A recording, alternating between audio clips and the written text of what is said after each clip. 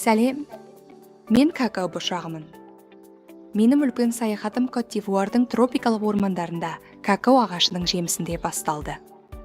Мұнда бізді жинап, ферментациядан өткізеді, күнге кептіреді және Қазақстанға жіберу үшін қаптарға салады.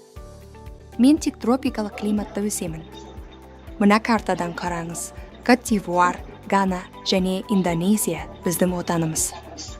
Ал Қазақстан қоңыржай белдеуде, сондықтан онда какао өспейді. Менің жолым кемемен және пойызбен жалғасады. Ұзақ жолдан соң мен Қазақстанның шоколад фабрикаларына жегемін. Онда мені өңдеп шоколад пен ұнтақ жасайды. Какао ағашының ғылыми атауы теоброма. Бұл грек тілінен аударғанда құдайлардың тағамы дегенді білдіреді.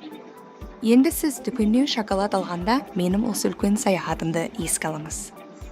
Асымыз дәмді болсын.